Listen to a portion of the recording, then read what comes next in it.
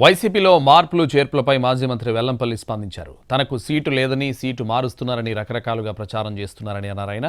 నియోజకవర్గ అభివృద్ధి పనులకు సంబంధించి 2 రోజుల క్రితం క్యాంప్ ఆఫీసుకు వెళ్లినట్లు చెప్పారు ఆయన. సీటు మార్పు గురించి ఇప్పటివరకు అధిష్టానం తన దగ్గర ప్రస్తావించలేదన్నారు.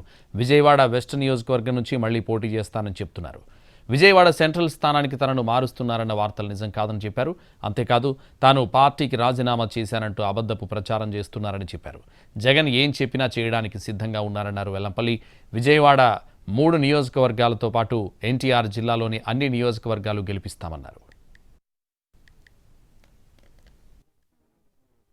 నేను వైఎస్ఆర్సీపీ పార్టీ సైనికుల్లాగా పనిచేస్తా. దాంట్లో జగన్మోహన్ రెడ్డి గారు నాకు మంచి అవకాశాలు ఇచ్చారు. అవకాశాలతో పశ్చిమ నియోజకవర్గాన్ని చాలా అభివృద్ధి చేసుకున్నాను. మీరు ఎటువంటి అపోహలు పొందాల్సిన అవసరం లేదు.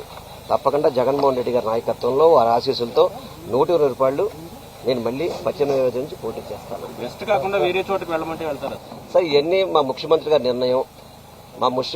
ఏదైతే మా ముఖ్యమంత్రి గారు చెప్తారో ఆ నిర్ణయం శిరసావించడం నా కర్తవ్యం. దయచేసి లేనిపోయిన అపోహలు తీసుకురాబాకండి. సెంట్రల్లో కూడా నా స్నేహితుడు మల్లాది విష్ణునే ఉన్నాడు. మీ అందరూ కూడా దేవినేని అవినాష్ కానీ, మల్లాది విష్ణు కానీ, అదేవిధంగా మా మేయర్ గారు కానీ, మా ఎమ్మెల్సీ రుహుల్లా గారు కానీ విజయవాడ నగర అభివృద్ధి కోసం అందరూ కష్టపడుతున్నాం. మాలో మీరు ఎవరు కూడా పొరపాటును కూడా ఏమీ తేవాల్సిన పని లేదు. మీ అందరం కలిసికట్టుగా ఒకే టీంగా పనిచేస్తున్నాం.